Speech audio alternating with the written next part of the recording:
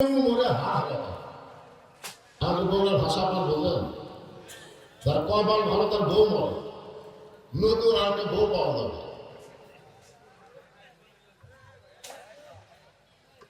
কিন্তু আল্লাহর নবীর যেই বিবি খাদিজা মারা গেলেন, রাসূল সবসময় বলতেন খাদিজা শুধু আমার বিবি ছিল না, খাদিজা ছিল আমার দল। দুনিয়াতে বিয়ে করার পরে প্রত্যেকটা বউকে স্বামীর হাতে তুলে দেন, দেয় কি দেয়? আপনারা যারা বিয়ে করছেন আপনার বউ আপনার হাতে তুলে দেন। কিন্তু খাদিজা বলতেছেন আমার ভাগ্য এমন ভাগ্য যে আমার দুইটা হাত নবীর হাতে কেউ তুলে দেয় নাই, বরং নবীর দুইটা হাত তার চাচা আমার হাতে তুলে দিয়ে বললেন, মা আজ থেকে এই দিনের দায়িত্ব তোমাকে দিয়া দিলাম। আল্লাহ রাসূল বলেন, যতদিন খাদিজা জীবিত ছিল আমি ঘুমানোর আগে তাকে কোনোদিন ঘুমাতে দেখি নাই। আমি একদিন বলেছিলাম, খাদিজা আপনি কি আমাকে ছাড়া ঘুমাবেন না? খাদিজা বলে, রাসূলুল্লাহ সেদিন আমি একলা ঘুমাবো যেদিন আমার মরণ হবে। আমি জীবিত থাকা অবস্থায় আপনাকে ঘুম না পাড়ায় না, আমি কোনোদিন ঘুম পাবো না। আল্লাহ রাসূল বলেন, কলেমার দাওয়াতের কাজ যখন শুরু হলো, আমি কত রাত্রে যাই কত রাত্রে আসি, কোনো টাইম নেই। কোনোদিন দুইটা, কোনোদিন তিনটা রাত, খালি দরজার কাছে দাঁড়াইছি। কোনোদিনও খাদিজা বলে আমাকে ডাক দেওয়া লাগে না, দরজার কাছে দাঁড়ানো মাত্রই ঘরের দরজা খুলে যায়। আল্লাহ রাসূল বলেন, খাদিজা আপনি কি ঘুমান না? আমি আপনাকে ডাক না দেওয়ার পরেও কেমনি দরজা খোলেন? খাদিজা বলতেছে, রাসূলুল্লাহ আপনি হলেন নিষ্কম্বর, আপনার দেহের এমন সুগন্ধ, আমি দরজার কাছে নাকটা লাগায় দাঁড়ায় থাকি, আপনি আসা মাত্রই জানতে পারে আর দরজা খুলে দে।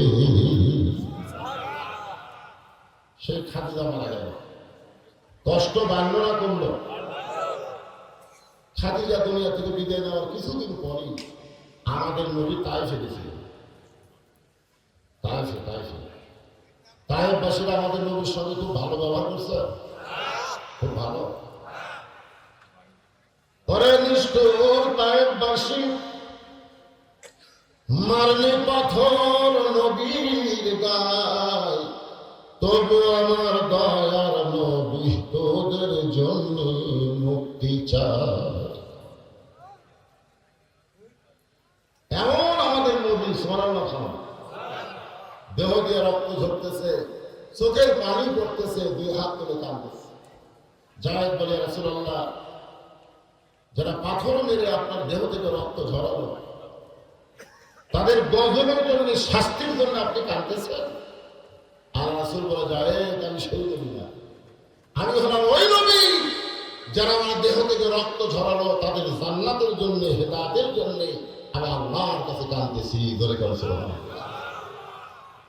সঙ্গে সঙ্গে আল্লাহ তাআলা জিবরাইলকে বললেন, যারা জিবরাইল যান, আমার নবী সাধারণ কোনো মানুষ নয়, আমার নবীর সামনে ঘোষণা করো, ওয়ামা আরসালনাকা ইল্লা রাহমাতাল লিল আলামিন। আল্লাহু আকবার।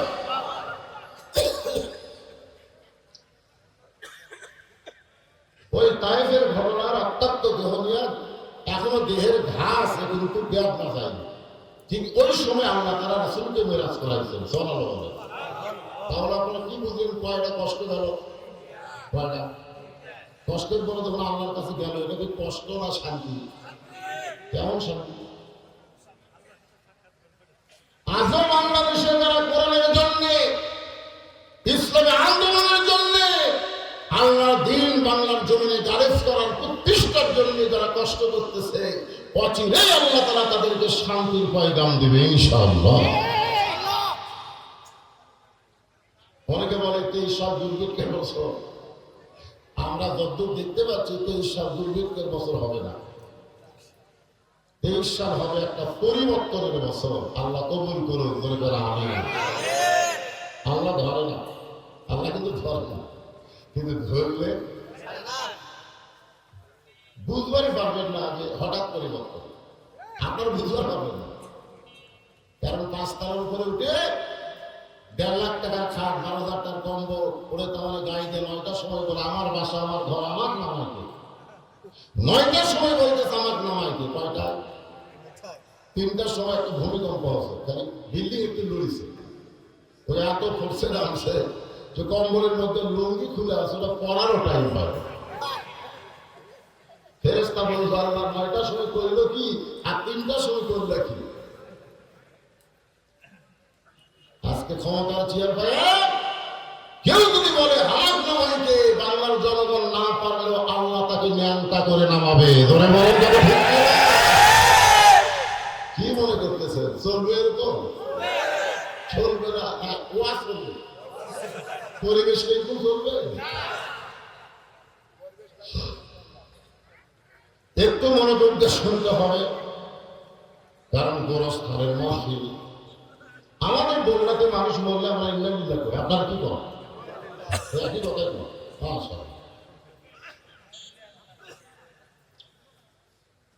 ফেরেশতা জিবরাইল বলে রাসূলুল্লাহ, দুনিয়া হলো কষ্টের জায়গা, আপনি যদি জান্নাত থেকে যাবার না চান, আল্লাহ আপনাকে জান্নাত থেকে বের করে দিবার পারবে। কেন পারবে না? আল্লাহ একবার যে জান্নাতে ঢুকবে তাকে আর বাইর করে দিবার পারবে? এ কথা কার? সালামুন আলাইকুম তিবতুম ফাদখুলুহা খালিদিন। আল্লাহ বলেছেন জান্নাতের মধ্যে একবার যারা ঢুকবে চিরস্থায়ী ভাবে তারা থাকবে, আর কোনোদিন জান্নাত থেকে বের করে দেওয়া হবে না। এখন অনেকে বলবেন হুজুর তাহলে হবে আদমকে তো আল্লাহ জান্নাতে রাখছিলেন, তো জান্নাত থেকে আবার বাইরে করে দিলেন কেন? আপনারা বলেন তো আদম নবী কি ইবাদতের পরে জান্নাতে গেছিল না ইবাদতের আগে? আমরা সেটা জান্নাতে যাবো ইবাদতের আগে না পরে? আল্লাহ কোরআনে বলেন ফাদখুলি ফি ইবাদি ওয়াদখুলি জান্নাতি। জান্নাতে আল্লাহ বলেছেন ওয়ালা তাশতাহি আনফুসুকুম, তোমাদের মন যা চাবে তোমরা তাই করতে পারো। কিন্তু আদম হাওয়াকে আল্লাহ বলেছিল মন যা চাবে তাই ধরা যাবে না, সব গাছের ফল খাবে কিন্তু ওই গাছের ধারে যাবে না। তার মানে বোঝা গেল আদম নবীকে আল্লাহ জান্নাতের মধ্যে ইবাদত দিয়েছিল, ওই গাছের কেন যাবে না, এটাই ইবাদত, এটাই হুকুম। ধরে ঠিক করে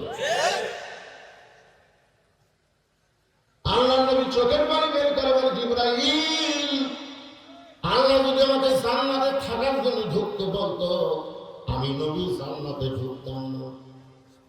আল্লাহ আমাকে জান্নাত দেখার জন্য জান্নাতে ঢুকতে বলেছে, এই জন্যই শুধু জান্নাত দেখার জন্য ঢুকেছি। আমি সেই দিন জান্নাতে ঢুকবো যেদিন আমার সমস্ত উম্মত জান্নাতি হবে।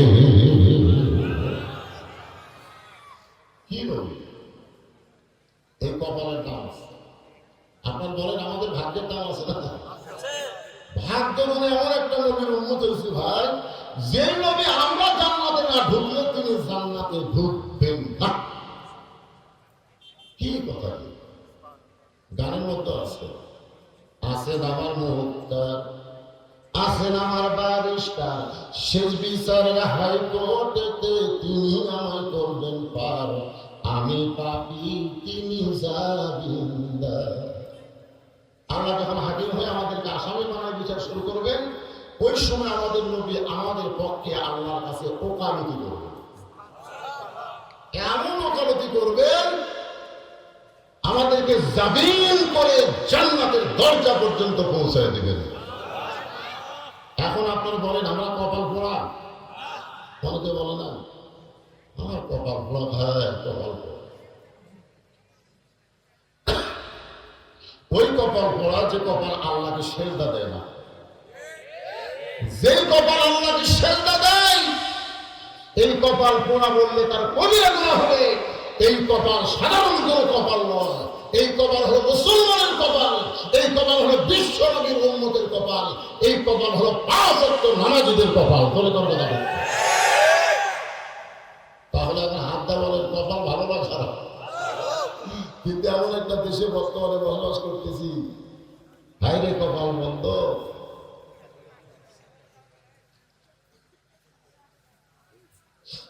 শহীদ গাজীর বাংলাদেশ, ওলি আল্লাহর বাংলাদেশ, রহম করো আল্লাহ, রহম করো আল্লাহ।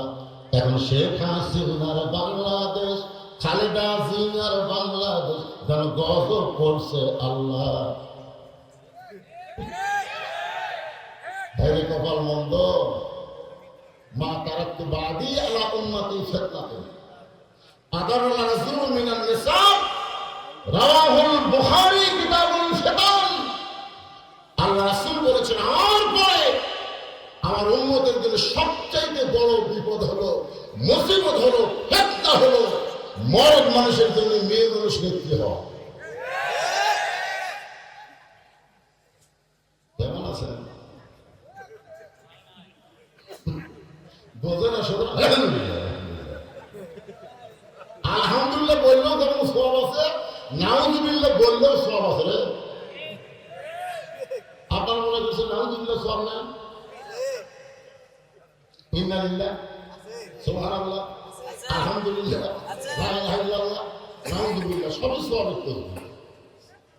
জায়গা বুঝা কাম সারবে। আমার এক দাদা ছিল, মারা গেছে। মানুষ মরলে বলতো আলহামদুলিল্লাহ। দুনিয়া থেকে লোক না দেওয়া নাই। আমি যখন মোটামুটি একটা আলেম হলাম, তখন তাদেরকে বললাম দাদা মানুষ বললে ইন্না লিল্লাহ করা লাগে, আপনি আলহামদুলিল্লাহ কাম করেন। তোমার দাদা বলে ভাই 2 মাস হলে একটা মানুষ মরেনি, আমার খাওয়াও না। আজকে মানুষ মরছে, খাওয়া শুরু হবে।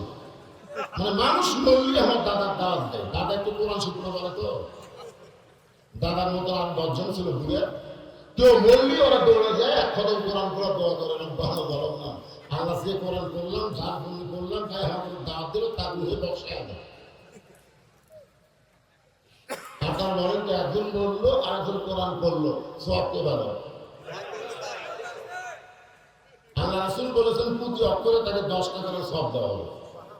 যখন বলবে আলিফ 10 টাকা শেষ, লাম 10 টাকা শেষ, মিম 10 টাকা শেষ, পড়াও সারা, লেখাও শেষ।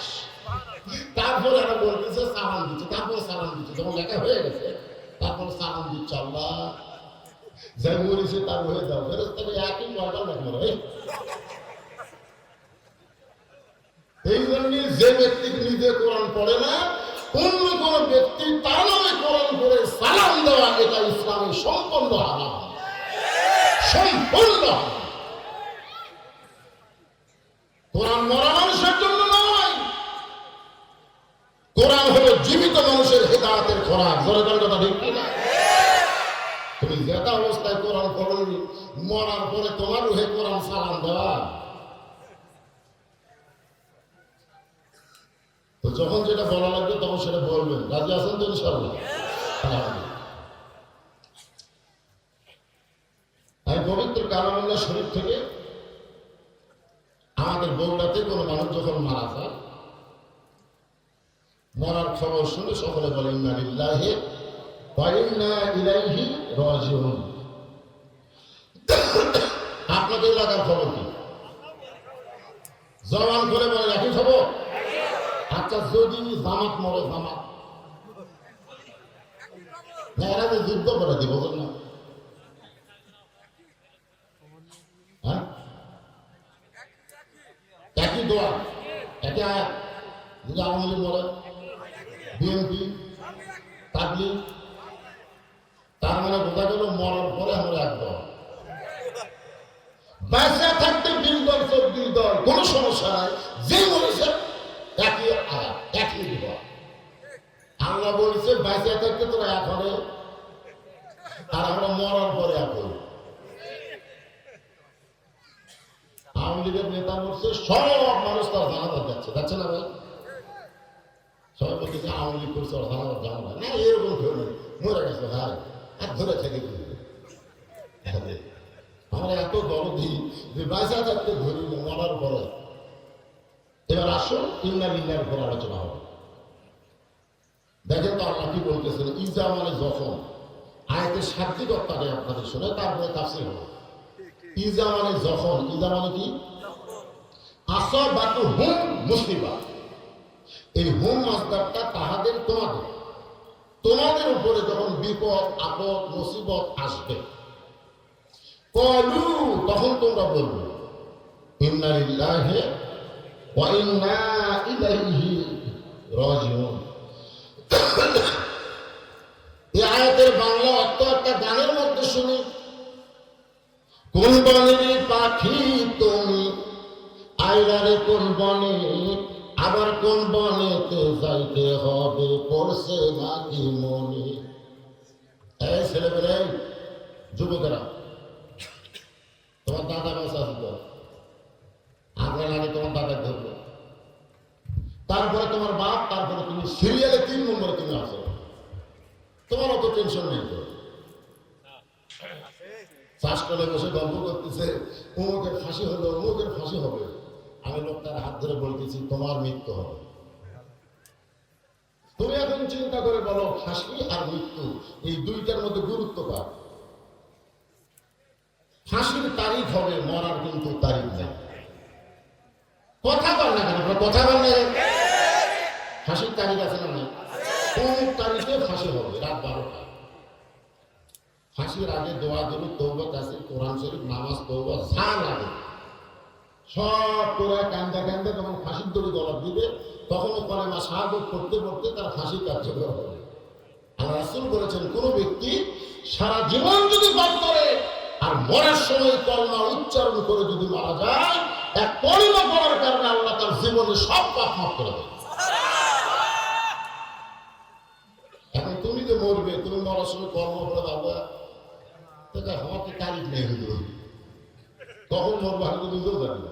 তো নিজেও যেটা জানো না সেইটা নিয়ে টেনশন করো, অপরের ফাঁসি নিয়ে তোমার চিন্তা করা লাগবে না, তোমার মরা নিয়ে তোমাকে চিন্তা করতে হবে। জনগণটা ঠিক করে আজকে যুবকেরা চিন্তা করে না, বুড়েরা চিন্তা করে গেছে। অথচ অনেক দাদাকে দেখছি লাঠির জানালা করতেছে। আমি আমার জীবনে দেখছি সন্তানের লাশ বাবা কবরে নামাচ্ছে। যুবকেরা যারা এখানে আসো, খালি 3G 4G মোবাইল নিয়ে ঘুরতে যাও। এই ছোট ছোট বাচ্চারা মোবাইল, 1 বছরের বাচ্চা খালি কান্দে, আমার কাছে পানি পড়ালে কান্না বন্ধ হয় না, তেল পড়ালেও কান্না বন্ধ হয় না।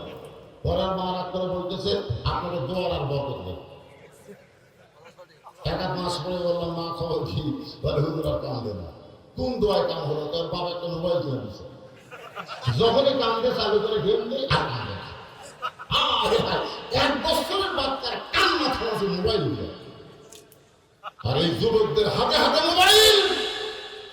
স্বয়ং জিবরাইল যদি বাংলাদেশে বাস করে, এই যুবকদের ভালো করার কোনো সম্ভাবনা নেই। নষ্টের শেষ প্রান্তে পৌঁছে গেছে, শেষ প্রান্তে পৌঁছে গেছে।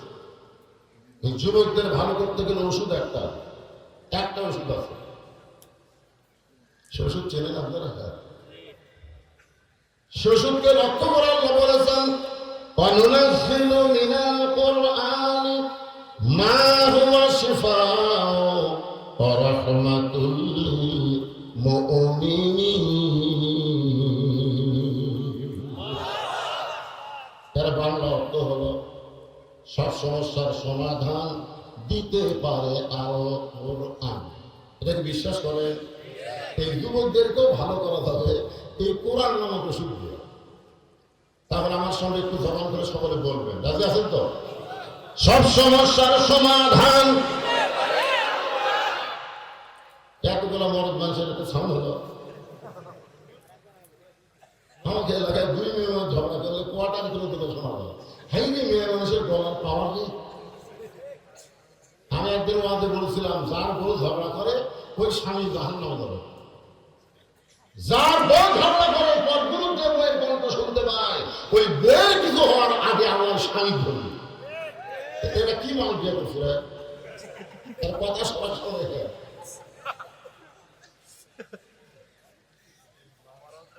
আপনার মেয়ে মানুষ এত জোরে ঝগড়া করে, আর আপনার মরদ মানুষ করার পক্ষে একটা স্লোগান দেবেন। মেন মেনা স্লোগানটি প্রদূষিত অযৌক্তিকার। আমার ওয়াজ যত ভালো শুনবেন স্লোগান তত তাড়া দেওয়া। সব সমস্যার সমাধান আল কোরআনের আলো। ঘরে ঘরে না, সংশোধন বলতে হবে সব জায়গায় জালো। আল কোরআনের আলো, কোরআন হাদিস যেখানে, দুনিয়ার মুসলমান লিল্লাহি তাকবীর। শীত লাগতেছে? গলাটা একটু ক্লিয়ার করে দাও আল্লাহ। কোনোদিন আসিনি রে, নতুন আসছি রে।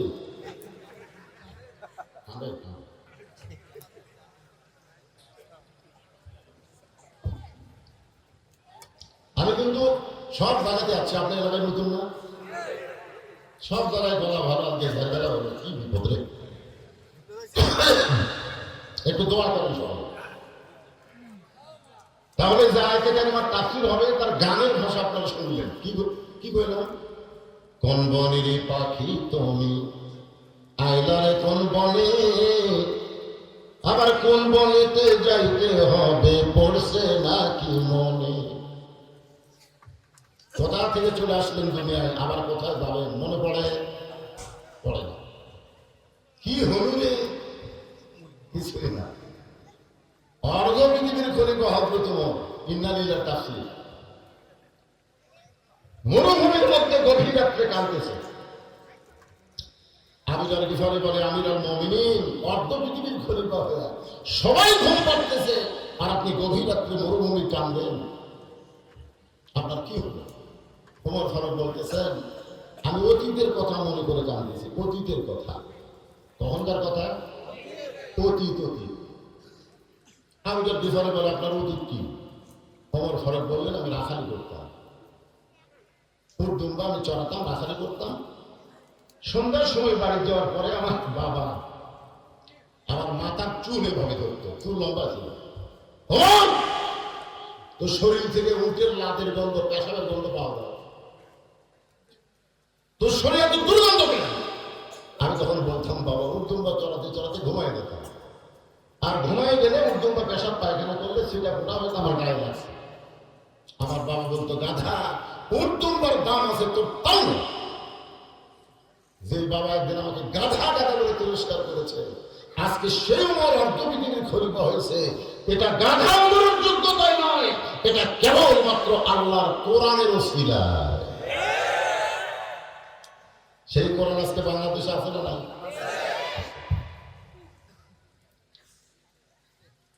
সেই কোরআন বাংলাদেশে থাকার পরেও ডারউইনের যুক্তি, বানর থেকে আমরা নাকি মানুষ হলাম, আমরা নাকি বানর আছে।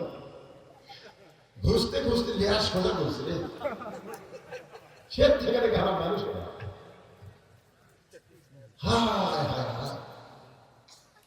মুসলমান এখনো সেতল হলেন না, আগে নাকি আমরা বান্দর ছিলাম রে। এই জন্য আল্লাহ নবীকে বলেছেন, এ করা পড়েন বিইসমি রাব্বিকাল্লাযী খালাক। সে আল্লাহ নামে পড়েন যে আল্লাহ আপনাকে সৃষ্টি করেছে, বানর থেকে মানুষ করেন। আল্লাহ কোরআনের প্রথম শব্দই বলেছে একরা পড়েন। যে শালারা কোরআন পড়ে না নাস্তিক, আজকে তারা শিক্ষার মধ্যে আমাদের ছেলেদেরকে, আমাদের মেয়েদেরকে ভ্রষ্ট করার জন্য বিশাল একটা ষড়যন্ত্র করতেছে। দরকার কথা ঠিক। এই ষড়যন্ত্র থেকে বাঁচতে গেলে আজকে ইন্নালিল্লাহ তাফসীর ভালো করে শোনা লাগবে। মানুষ মরলে বিপদ আপদ মুসিবত, সবচেয়ে বড় বিপদ হলো শিক্ষার ভিতরে নাস্তিকতা ঢুকে দেওয়া, সবচেয়ে বড় বিপদ। ফেরাউন জিকির করতেছে, আমি কে আমি কে আমি কে। ফেরাউন তা আমার এখন ঢুকে বলতেছে, আপনাকে আপনি চিনেন না। ফেরাউনটা 400 বছর হলো, এখন মধ্যে অসুখ বিসুখ হয়নি,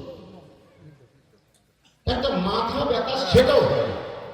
400 বছরে অসুখ নাই, বিসুখ নাই, মাথা ব্যথা নাই। আমি চিন্তা করছি আমি কে? আমার বলতে তো তাহলে আপনার আল্লাহ। যেই বলছে আল্লাহ, ফেরাউনকে ভালো করতেছে, আরেকবার কর, আমার ফেরাউনকে আরেকবার কর। আমার বলতে আমি আপনাকে আল্লাহ না করলে আপনার ভালো লাগার কথা নয়। যে জনগণ বাইরে আছে তারা আপনাকে আল্লাহ পাই কিনা সেই চিন্তা করে। তখন বলতেছে এবার আমাকে আল্লাহ করি না, আমার বলতেছে এখন যাই আমি আল্লাহ পিছন খায় মানুষ হবে। ফেরাউন বলে কিনবে কেন? বলে এখন আসমানি কিতাব বিশ্বাস করার অনেক মুসলমান দুনিয়াতে আছে। আসমান থেকে যে কিতাব আল্লাহ দিয়েছে এই কিতাব বোঝার মতন বলার মতন অনেক আলেম দুনিয়াতে আছে। ফেরাউন বলতেছে তাহলে কি করা লাগবে? হামান বলতেছে আলেমদেরকে ধরে ধরে জেলখানায় বন্দি করা লাগবে, যেখানে আল্লাহর কিতাব শিক্ষা দেওয়া হয় সেই মাদ্রাসাকে সিলেবাস পরিবর্তন করে দারুণের মতো আবার ঢুকানো লাগবে। এক সময় মানুষ আসমানের কথা ভুলে দেবে, আপনার মতন বদমাইশ আল্লাহ বদমাইশ তাহলে আপনি কি আমি জানি না আপনি কি আসলেন, কুট থেকে কুটিয়ে আনেন, আমি সবই জানি আপনি কোন স্থানে দাঁড়ান। আমাকে যারা তোর মনে যাওয়া চায় তুমি আল্লাহ আজকেও পৃথিবীতে যারা আল্লাহ চায় তারা ইসলামী শিক্ষাকে বলি দিয়া নাস্তিকের শিক্ষা আমাদের শিক্ষার মধ্যে ঢুকাবার চায়। মনে করার কথা ঠিক কিনা? মুসলমান আজকে প্রাইমারির জন্য হাজার হাজার কোটি টাকা বাজেট করে, আর যে হাফিজি মাদ্রাসায় সুন্দর সহি কোরআন শিক্ষা দেওয়া হয় সেই মাদ্রাসা কিন্তু একটা টাকা সরকারের কোষাগারে নেয়। কত বড় পায় তারা, কত বড় ষড়যন্ত্র, এটা বুঝতে হবে। সবচাইতে বড় বিপত্তি মানুষ মারা না। মুসা নবী দুর্বর্গতের কিনারায় দাঁড়িয়ে আছে। আল্লাহ ডাকতে বলে মুসা তুমি কি বলবার চাও? মুসা বলতেছে আল্লাহ আপনাকে একটা প্রশ্ন করবো। আল্লাহ কয় মুসা কি প্রশ্ন? মুসা বলতেছে আল্লাহ আমি একটা প্রশ্ন করবো, আমার আশা আপনার নেই। আল্লাহ কয় মুসা তোর এমন কি আছে নিজের আমি আল্লাহ নাই? মুসা বলতেছে আল্লাহ চিন্তা করে দেখেন আমার আশা আপনার নেই। আল্লাহ কয় মুসা তুই বল। আল্লাহ কিন্তু সব জানে কি জানে না? মুসা বলতেছে আল্লাহ আমার প্রশ্ন হলো আমার মৃত্যু আছে কিন্তু আপনার মৃত্যু নেই। আল্লাহ কয় ঠিকই তো।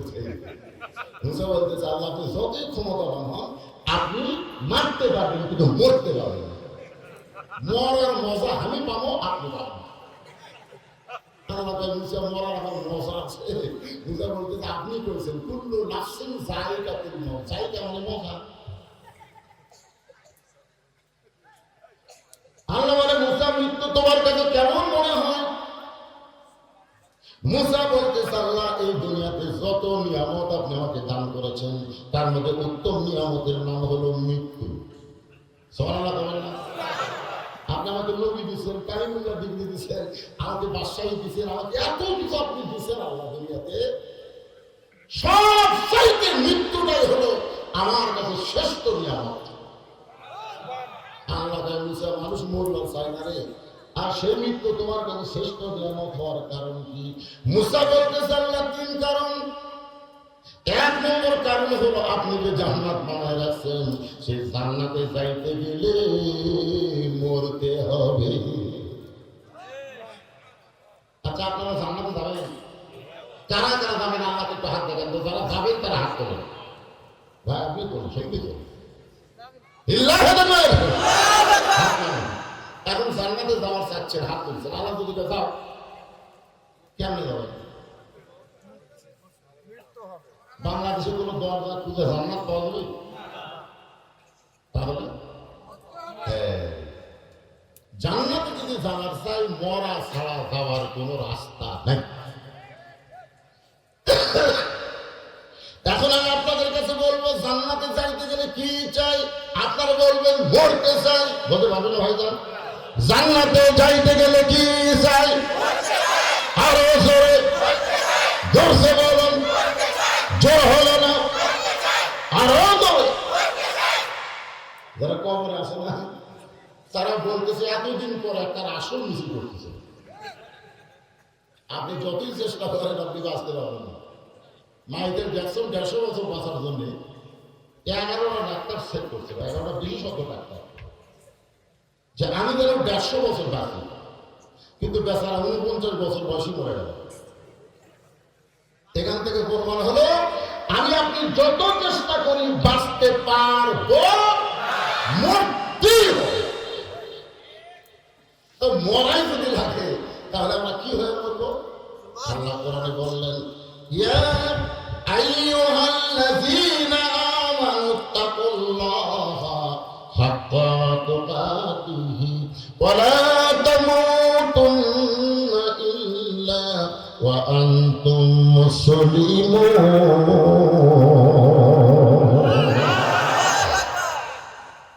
মুসলমান হয়ে যদি মরবার পারি,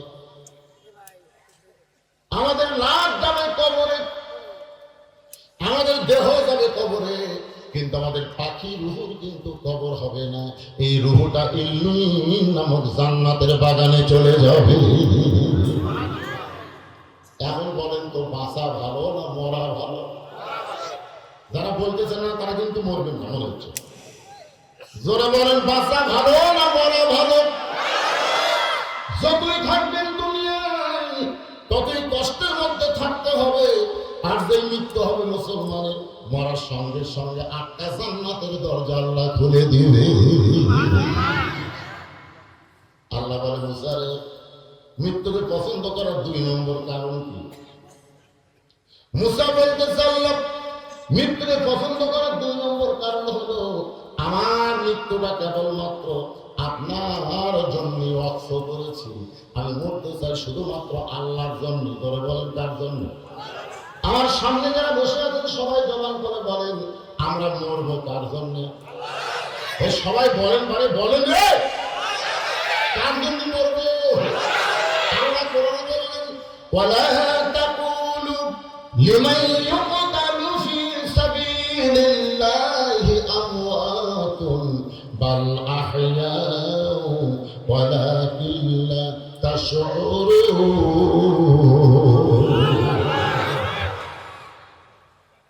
একজন ইমানদার ফাঁসির আসামিকে উকিল বলতেছে যদি আপনি বাঁচবার চান তাহলে রাষ্ট্রপতির কাছে একটা দরখাস্ত রাখেন। রাষ্ট্রপতি দয়া করে যদি আপনার প্রাণ ভিক্ষা দেয় তাহলে আপনার আর কোনো টেনশন নাই। তো ফাঁসির আসামি মুচকি মুচকি হাসতেছে। উকিল বলে হাসেন বলে হাসি তোমার কথা শোনা। তুমি তো আমাকে বলতেছো রাষ্ট্রপতির কাছে একটা দরখাস্ত লেখেন। কোন রাষ্ট্রপতির কাছে দরখাস্ত লিখবো? আমি আমার জীবনে 3টা রাষ্ট্রপতিকে ক্ষমতায় থাকা অবস্থায় মরা দেখছি। ক্ষমতায় থাকা অবস্থায় 3 জন মরিছে। যেরকম কয়েকজন? এই 3 জনের শেষে রহমান আছে। একটা হলো শেখ মুজিবুর রহমান, জিয়াউর জিল্লুর। তো যারা ক্ষমতা থাকতে মরে যায় তাদের কাছে বাঁচার দরখাস্ত বেঈমান লিখতে পারে, ইমানদার কোনোদিন লিখবে না। বুঝতে পারছেন তো? মরা তো কোনো ফ্যাক্টরি না। আল্লাহ বলেছেন আমার রাস্তায় যাদের মৃত্যু হবে তোমরা তাদেরকে মৃত্যু বলো না। আমি আল্লাহ বলতেছি তারা চিরজীবন লাভ করেছে। তারা হোসাইন কিন্তু মরে নাই, ইয়াজিদ মরিছে। জনগণ কথা দেখতে না। আপনার বলেন তো হোসাইন মরছে? প্রত্যেক পাড়ায় পাড়ায় হোসাইন আছে না? গোটা বাংলাদেশে অনেকক্ষণ যন্ত্র খোঁজেন তো এদিক পাওয়া যায়। এদিক কুটি এদিক আছে। ইয়াজিদ তাহলে একটা মানুষ বার করতে যার নাম এদিক।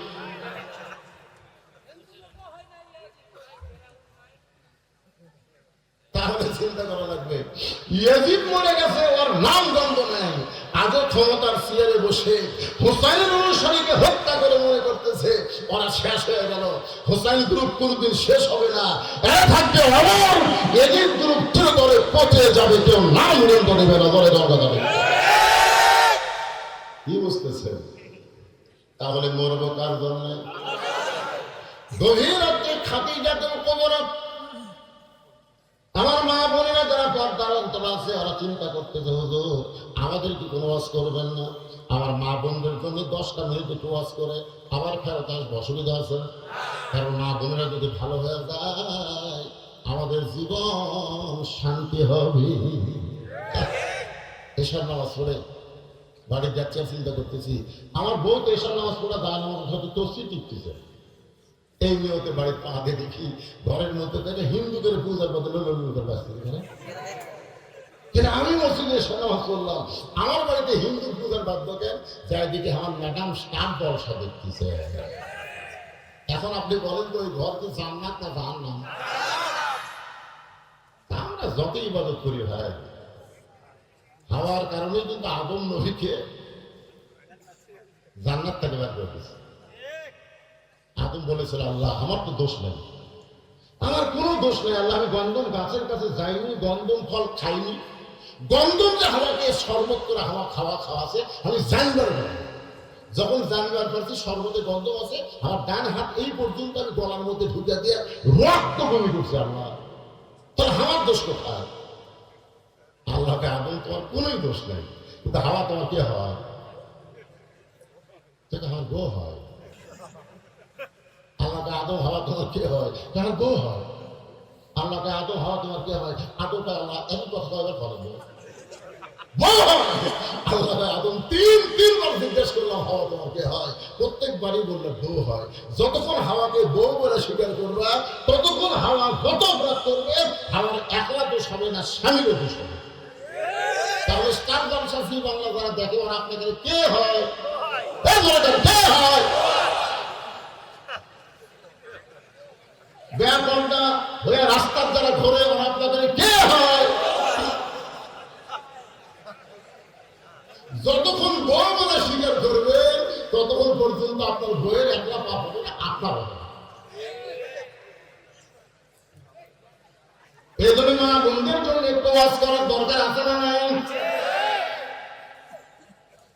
আল্লাহ নবীর দুইটা হাত বুকের মধ্যে নিয়ে বলতেছে রাসূলুল্লাহ যে কোনো সময় আমার মৃত্যু হবে, হুজুর যে কোনো সময় আমার মৃত্যু হবে, আমি মরে যাব, আমার কি কোনো খবর নাই?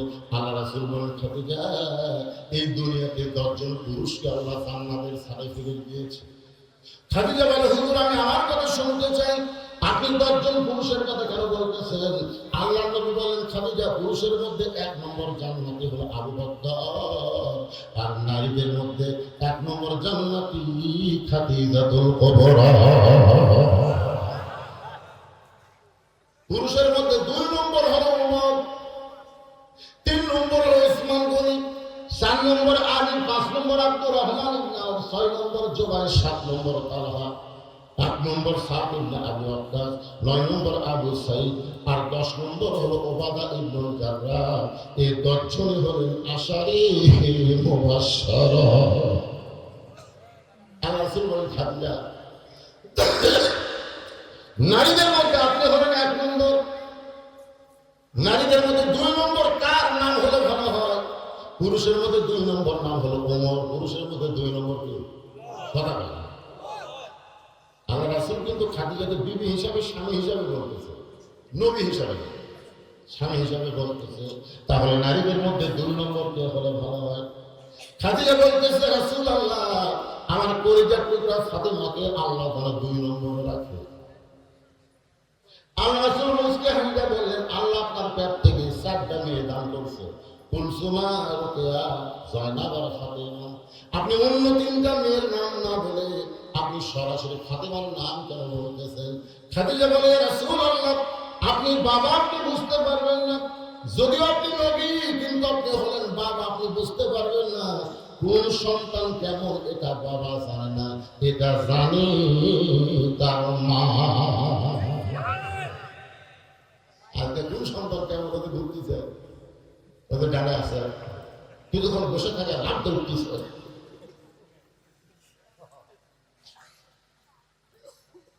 একটা কথা মানে বর্তমান সমাজে আমি পাইছি, আমার এলাকার 2-3টা ডাক্তার আছে, ডাক্তারদেরকে বললাম ভাই আপনাদের বাচ্চা কাচ্চা যে করা আছে এগুলো কি সিজার করা হয়? ডাক্তার কানে করে প্রত্যেকটা বাচ্চাই নর্মাল হবে, কিন্তু কতগুলো মা অধৈর্য, একটু তখন স্বামী দরকার অটো ভ্যান গেছে তো সিজার করা হবে, দরকার অটো ভ্যান গেছে তো সিজার করবো, কান্দিসে ডাক্তার কাছে নিয়ে গেছে, ডাক্তার কিন্তু জানে আর 2 দিন পরই নর্মালে বাচ্চা হবে, এটা কিন্তু ডাক্তার জানে, কিন্তু পরীক্ষা করে বলবি যে ব্যথা হয়ে আছে, তো ভিতরে পজিশন খারাপ, এখন এক টাকা ছাড়া ভাত করা হবে না। তখন কি করবি? এই টাকা খাওয়ার জন্য ডাক্তার সিজার করে, বাচ্চা এখনো 2 দিন পরে নর্মালে হবে, কিন্তু 2 দিন আগে পেট খেতে বার করছে, ওই বাচ্চাকে ঘুম ভাঙবে, কারণ 2 দিন পরে ঘুম ভাঙবে, তারপরে বাড়াবে, কিন্তু আগেই বার করছে। তুই আসছে এখন পায় না, তখন ডাক্তাররা পা ধরে ঘুরে, এই যে ঘুরানোর কারণে বেরোর একটা আঘাত লাগে, অস্থির ছেলে হয়, সিজার করা ছেলেরা অস্থির। ডাক্তার বলে না হুজুর, আমাদের দোষ, আমরা সিজার করাই না, কারণ সিজার করলে মায়েদের বিশাল একটা ক্ষতি হয়, ভালো মায়ের পেট কাটা একটা ভালো জিনিস, বিশাল ক্ষতি হয়। এটা কি আছে বেঁচে যাবে?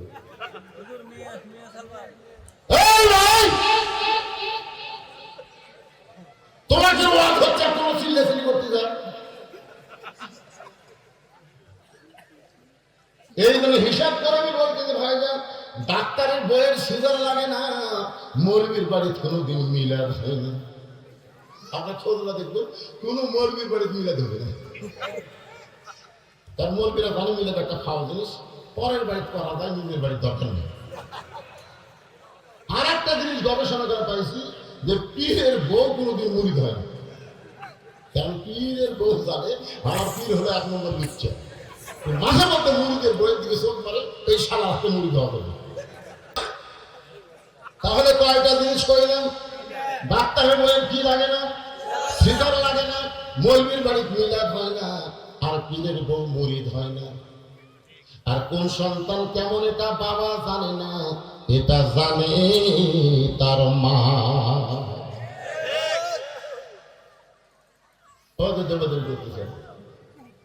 ওই যখন মায়ের পেটে আসছিল, তখন মা পেটে নিয়ে গোটা পাড়া ঘুরিছে, ওই পেটের মধ্যেই ঘুরনে ধারণ করছে, ওই বাইরে এসে কোরআনে মাহফিলে বসবার পারবে না, খালি দৌড়ে দৌড়ি করে। আমার একটা ছেলে যুবক বলে, হুজুর 11 মাস আমার খিদে কম, কিন্তু রোজার মাসে খিদা লাগে খুব বেশি, খালি খাওয়ার মন চাই, খালি খিদা লাগে। কারণ আমি বললাম তোর মা বাসা আছে, মায়ের কাছে, মার কাছে গেলে কেউ মাই জানবে তোর রোজার মাসে কেন খিদা লাগে।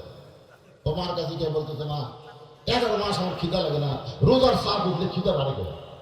মা বলতেছে সর্বনাশ করছে তোর দাদি, তুই যখন আমার পেটে আসলি তোর দাদি আমার কাছে, বৌমা খবরদার রোজা থাকবা না, রোজা থাকলে আমার লাঠি শুয়ে দেবে, রোজার মাসে তোকে তাজা করার জন্য আমি রোজা থাকি রে, আমিও খাচ্ছি, রোজার মধ্যে তোর খাওয়ার অভ্যাস আছে। এই জন্য মা যদি ভালো হয়, সন্তান আল্লাহর ওলি হয়, সুবহানাল্লাহ বলেন। বাবা আনন্দে মাতিয়া সাগরে ভাসাইয়া, আনন্দে মাতিয়া, এই সাইডটা কেউ দেয় কি রে,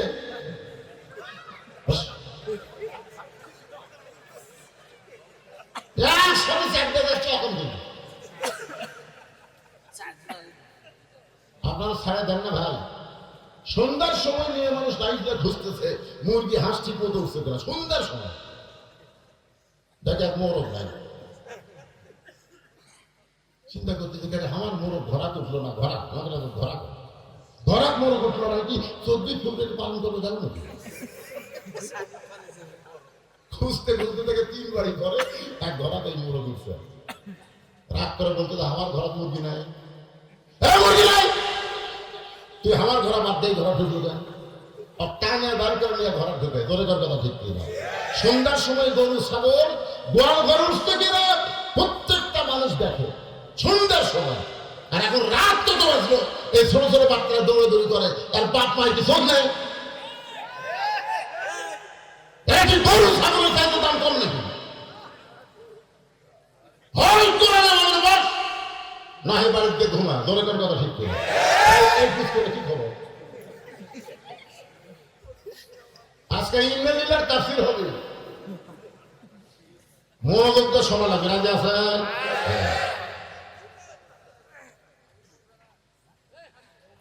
খাদিজাতুল কুবরা বলতেছে, ইয়া রাসূলুল্লাহ, আপনি নবী, আপনি বাবা, কিন্তু আপনি বুঝতে পারবেন না, আমার 4টা মেয়ের মধ্যে ফাতেমা হলো আমার কলিজার টুকরা। সব সময় মায়ের কাছে থাকতে, মাঝে মাঝে মা খাজে ডাক দিতে, রোকেয়া ওই পাড়ার বেড়া গেছে কুলসুম পাশের বাড়ি জয়নাব ঘুম পাড়তেছে ফাটালো লপেট খাদিজা কই যখনই আমি ডাকি আমার হাতের কাছে একটা মেয়েকে পাই সেটাই হলো আমার ফাতেমা দরকার সুবহানাল্লাহ চিন্তা করছেন খাদিজা বলতেছে রাসূলুল্লাহ ফাতেমাকে আল্লাহ যেন 2 নম্বর ঘোষণা করে 3 নম্বর 4 নম্বর 5 নম্বর কোন মেয়ে ঘোষণা করবে সেটা আল্লাহর ব্যাপার কিন্তু আমার কলিজার চাহিদা হলো আমি হলাম 1 নম্বর ফাতেমা হবে 2 নম্বর আল্লাহ রাসূল চোখের পানি বের করে বলেন খাদিজা আপনার ফাতেমা তো জান্নাতি নয় আপনি 2 নম্বর ঘোষণা করতে বলতেছেন কিন্তু ফাতেমা তো জান্নাতি নয় খাদিজা চমকে বলে ইয়া রাসূলুল্লাহ তাহলে ফাতেমার খবর কি রাসূল বললেন জান্নাতি নারীদের নেত্রী খাদিজা খপ করে বসে রইল হাত ধরে বলতে পাইটা কেন মানে আমি হবো নারীদের নেত্রী আর ফাতেমা হবে 1 নম্বর জান্নাতি আল্লাহ রাসূল চমকে গেল মার মেয়ের মধ্যে মেয়ে মানুষ বড় মেয়ে তরকারি পাক করে আমাকে খাবার দিয়েছে মাছের তরকারি কেন মুখের সামনে ঘুরঘুর করে আমি বললাম মা বাংলাদেশের বহু জায়গায় মাছের তরকারি খাইছিলাম আমাদের তোর হাতের মতো এত স্বাদ নেই মেয়ে আর একটু গ্রাম দিল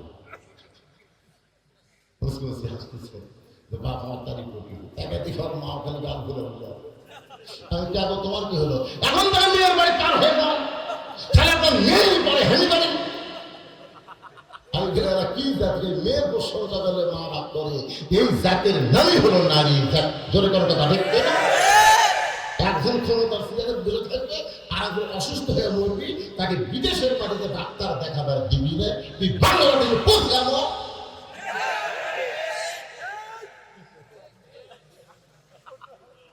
আপনারা কোনদিন শ্বশুর জামাইয়ের যুদ্ধ শুনছেন কিন্তু বউ শাশুড়ি একটা সিনেমার নাম বউ শাশুড়ি যুদ্ধ আমার মায়ের চুপ হয়ে গেছে আর কথা নেই একটু মনোযোগ শোনেন না খাদিজা কুবরা বলে রাসূলুল্লাহ পাল্টায় দেন আমি হব জান্নাতি নারীদের নেত্রী আর ফাতেমা হবে 1 নম্বর জান্নাতি রাসূল বলেন খাদিজা আমি হলাম ঘোষণাকারী দেওয়ার মালিক হচ্ছে আল্লাহ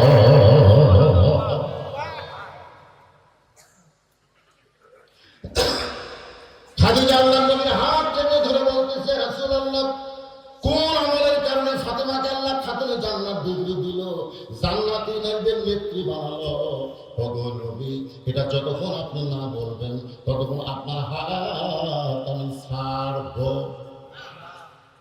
আল্লাহ রাসূল বলে খাদিজা আমি তোমাকে একটা প্রশ্ন করি কি প্রশ্ন করবেন রাসূল প্রশ্ন হলো 1 নম্বর 2টা প্রশ্ন করব 1 নম্বর প্রশ্ন হলো আপনার মুখের সাইজ কেমন এটা দুনিয়ার কত পুরুষ বলতে পারে আপনার দাঁতের সাইজ কেমন এটা দুনিয়ার কত পুরুষ বলতে পারে আপনার গায়ের রং কেমন এটা দুনিয়ার কত পুরুষ বলতে পারে খাদিজা বলে রাসূলুল্লাহ 40 বছর বয়সে আপনাকে যখন স্বামী বলে স্বীকার করলাম ওই সময় মক্কার সবচাইতে ধনবতী রমণী আমি ছিলাম আমার অনেকগুলো ব্যবসা ছিল ব্যবসার তদারকি করতে গিয়া হাজার হাজার পুরুষের সঙ্গে আমার কথাবার্তা হয়েছে লেনদেন হয়েছে হাজার হাজার পুরুষ আমি খাদিজা দেখতে যেমন তারা দেখেছে জানে আমার মুখের সাইজ নাকের সাইজ গায়ের রং এই দুনিয়ার বহু পুরুষ বলতে পারবে রাসূল কান্দার বলে খাদিজা আপনার ফাতেমার মুখের সাইজ কেমন ফাতেমার দাঁতের সাইজ কেমন ফাতেমার গায়ের রং কেমন এটা দুনিয়ার কত পুরুষ বলতে পারবে খাদিজা বলতেছে রাসূলুল্লাহ আমার ফাতেমাকে দুনিয়ার মানুষ কেমনে দেখবে কারণ ফাতেমা পর্দার ভিতরে জন্ম হয়েছে আল্লাহ রাসূল বলে আপনি মা হয়ে এইটুকুই বলতে পারলেন আপনার মেয়ে পর্দার মধ্যে জন্ম হয়েছে আমি রাসূল বলতেছি সে পর্দার ভিতরে বড় হবে আমি নবী বলতেছি আমার মেয়ে পর্দার ভিতরে দুনিয়া থেকে বিদায় নেবে গভীর রাত্রে ফাতেমা এসে হঠাৎ বুকের মধ্যে মাথা রাখে ফুপায় ফুপায় কাঁদতেছে। আমি বলে কি হলো হঠাৎ এরকম কান্দ কেন? ফাতেমা বলতেছে আল্লাহ আমার দোয়া কবুল করছে। আমি কপালে সমাজে বলতেছি শুনুন, এদের দুই ভুরু আছে, এই ভুরুর মাঝখানে আল্লাহ রাসূল বলেছেন কোন স্বামী যদি তার বইয়ের দুই ভুরুর মাঝখানে, এই দুই ভুরু দেখতেছেন না, এই দুই ভুরুর মাঝখানে একটা চিহ্ন দেয়, একটা ওমরা হজের সব পায়। আমি বহু লোককে বলছি ভাই তোমার বইয়ের ভুরু কেমন, এখন আমি কাজ করতে খেয়াল করি মানে তোমার তো দূরে কোথায় খেয়ালই।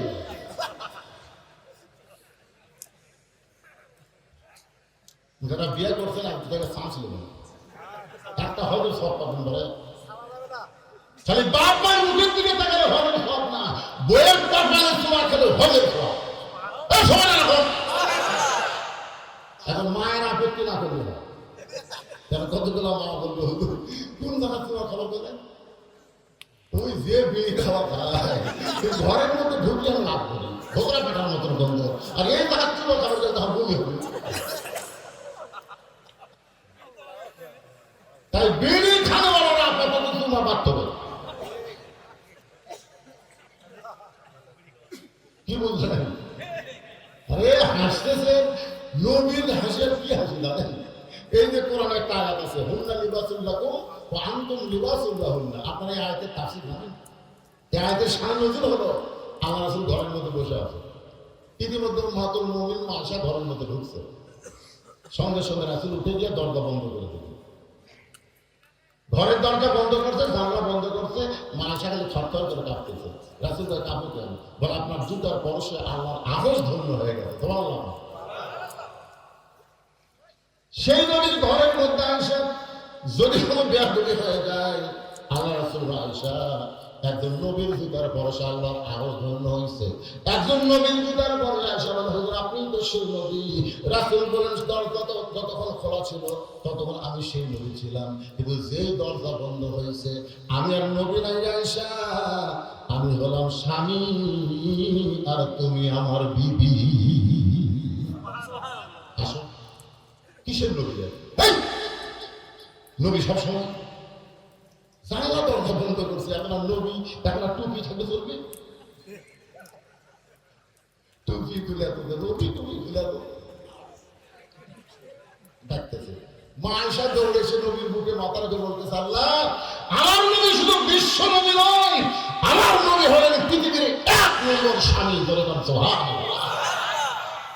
নবী আমার ডান হাত কেন মা আয়েশার পিঠের উপরে চাপ দিয়েছে, চাপ, এটার নাম হলো মহব্বতের চাপ। যেই চাপ মারছে সঙ্গে সঙ্গে আল্লাহ ডাকেন জিবরাইল লহে মাহফুজ থেকে কোরআন আয়াত নবীর কাছে না।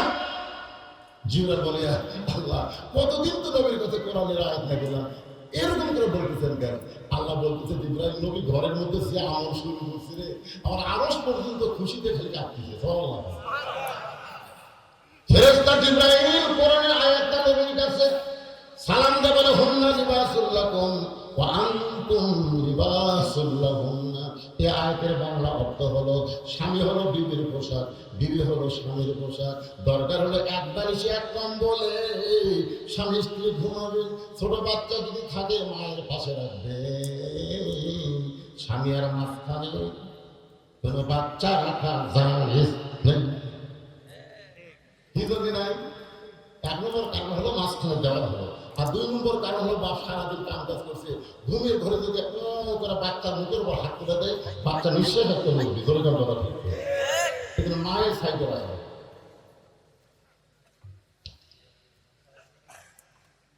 মা ফাতেমা কান্দার বলে স্বামী গো আমার দোয়া আল্লাহ কবুল করেছে।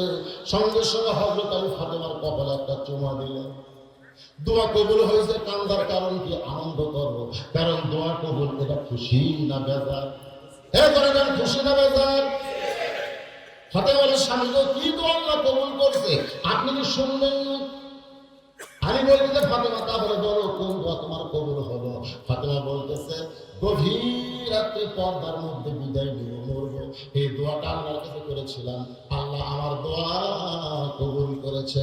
আজকে গভীর রাত্রে পর্দার ভিতরে আমার মৃত্যু হবে।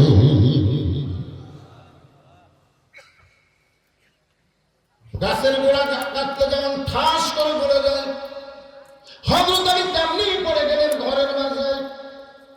মা ফাতেমা মুস্কি মুস্কি হেসে স্বামীর মাথাটা উড়াতের উপরে নিয়ে কপাল একটা চুমো দিয়ে বললেন, স্বামী গো, এতদিন জানতাম আপনি জ্ঞানের মহারাজা, আপনি হলেন জ্ঞানের সম্রাট, এতদিন জানতাম। আনা মাদিনাতুল ইলম ওয়া আলিউ বাবুহা, আমি নবী হচ্ছে ইলমের শহর, আমি হচ্ছে তার দরওয়াজা। আপনি হলেন জ্ঞানের সম্রাট জানতাম, আমি এতদিন বিশ্বাস করতাম আসাদুল্লাহিল গালিব, আপনি হলেন আল্লাহর সিংহ, বীরের বীর। কিন্তু আজকে কি দেখলাম, আমার মৃত্যুর খবর শুনে এমন করে পড়ে গেলেন কেন? ওগো স্বামী, আপনি তো জানেন না আসলে যাইতে হবে। যারা বেশি জ্ঞানী বিশ্বাস করে আসলে, ঠিক আছে, জোরে কন্যা কেন আসলে, এই দুনিয়াতে আমরা কেউ থাকার জন্য আসি না, আমাদেরকে যাইতে হবে। আমি গভীর রাত্রে মৃত্যুবরণ করবো, এইটা শোনার পরে এমন করে কেন কাঁদতেছেন? আমি মরে যাওয়ার পর আমার 3টা চাওয়া পুরো করা লাগবে। আলী কান্দার বলে, ফাতেমা, দুনিয়ার জীবনে গরিব ছিলাম বলে তুমি কিছুই চাইলে না, মরে যাওয়ার পরে তুমি কি চাইবা ফাতেমা? 1 নম্বর চাওয়া হলো আমার জানাজার কোনো ব্যবস্থা করবেন না। আমি মরে যাওয়ার পরে আমার জানাজার কোনো ব্যবস্থা করবেন না, কারণ আমি বিশ্বাস করি বিবির জন্য শুধু স্বামীর দোয়া, দুনিয়ার কোনো মানুষের দোয়ার দরকার নেই। দুনিয়ার সব মানুষ যদি বলে ফাতেমা ভালো, আর আপনি যদি বলেন ভালো না, ফাতেমার কপাল পুড়ে গেল। আর দুনিয়ার সমস্ত মানুষ যদি বলে ফাতেমা খারাপ, আর আপনি যদি বলেন আমার ফাতেমা ভালো, এক স্বামীর সার্টিফিকেটে ফাতেমার জন্য আল্লাহ 8টা জান্নাতের দরজা খুলে দিল। ছোট ছোট বাচ্চারা শোনো বাচ্চা, কি বুঝলেন বাবা? আপনারা কি বুঝলেন? আমার মায়ের করে বোঝা লাগবে। লব উল্টা তুমি আমার বিপদ করো, তুমি গোটা পাড়া খুঁজে দেবো আমার বিরুদ্ধে করবো। পাড়ার সমস্ত মানুষ যদি বলে উমুকের বউ ভালো, পাড়ার জাহান্নাম হয়ে গেল। কিন্তু তুমি নারী পর্দার মানুষ, পাড়ার লোকেরা কেমনি বলবে? তুমি কেমন, এটা কেবলমাত্র তোমার স্বামী জানবে। ধরে কথা বল না। এই জন্য ফাতেমা বলতেছে, দুনিয়ার সব মানুষ যদি বলে ফাতেমা খারাপ, কারণ যারা আমাকে চিনে না, জানে না, দেখে, ওরকে কথা আল্লাহ শুনবি? আল্লাহ খেলে আপনার কথা শুনবে। আপনি যদি মুখ দেখা করে থাকেন তাও কবার করবে। আর যদি বলেন ফাতেমা ভালো, তাহলে বলার সঙ্গে সঙ্গে 8টা জান্নাতের দরজা খুলে গেল। তাহলে বউ ভালো হওয়া লাগবে কার কাছে? এ ধরে যান কার কাছে? এ মায়েরা যারা পর্দার অন্তরে বসে আছেন শোনেন, স্বামীর কাছে ভালো হতে হবে। 9 বছরের ফাতেমা হাতের মধ্যে চুরি দিয়ে মুসকে মুসকে হাসতেছে। রাসূল ঘরের মধ্যে ঢুকতে গিয়ে ঢোকেন না। ফাতেমা চমকে গেল যে বাবা ঘরের মধ্যে ঢুকে আমাকে মা বলে আদর করে, সে বাবা ঢুকলো না কেন? ফাতেমা বের হয়ে দেখে বারান্দায় রাসূল কাঁদতেছে। ফাতেমা বাবা কি জন্য কাঁদবে? বলে, মা, যে দুনিয়াতে সাজবে আল্লাহ তার আখিরাতের শ্বাস কমা দিবে। এই কথা শোনার সঙ্গে সঙ্গে ফাতেমা হাতের চুরি খুলে বাড়ি ফেলে দিচ্ছে। নবী চুরি করে পকেটে রাখলেন। ফাতেমা বললেন, বাবা, যে চুরি হাতে দেওয়ার কারণে আপনি ঘরে ঢুকলেন না, বারান্দায় কাঁদলেন, সে চুরি ফেলে দিলাম, পুড়ে গেল, পকেটে রাখলেন। রাসূল বলে, ফাতেমা রাগ করছিস কেন? আয় আমার কাছে আয়। নবী তার মেয়েকে বলতেছে, শোন, একদিন তোর নাকে এই নাকফুল পরায় দেবো, একদিন তোর কানে কানের দুল পরায় দেবো, একদিন তোর গলায় মালা পরায় দেবো। ফাতেমা বলে, বাবা, সেই দৃশ্য কবে দেখবো? আর রাসূল বলেন, যেদিন তোমার বিবাহ হবে। মেয়েরা কেবলমাত্র রাসূল বলেছেন এক ব্যক্তির জন্য সাজতে পারবে, সে ব্যক্তি হলো তার স্বামী। স্বামী ছাড়া অন্য কোন পুরুষের জন্য মেয়েদের সাজা জায়েজ, জায়েজ, জায়েজ। আর আমাদের বলে কার জন্য সাজা?